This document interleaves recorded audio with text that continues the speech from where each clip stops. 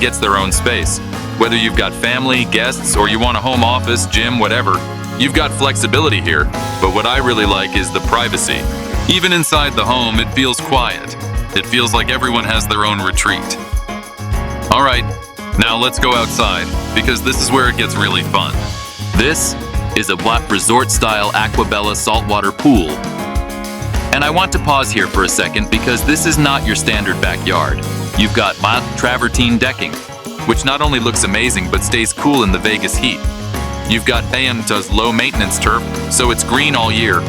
And then right here, your outdoor kitchen. This is where you're hosting. This is where weekends happen. This is where Vegas evenings just hit different. Honestly, this backyard alone feels like a private resort. Now let me show you a few things that people don't always notice right away, but they matter a lot. This home has owned solar, not leased owned, so you're saving money long term. You've got a water softener with reverse osmosis, which is huge out here in Vegas. And even the garage, epoxy flooring, super clean, super durable. These are the upgrades that make life easier every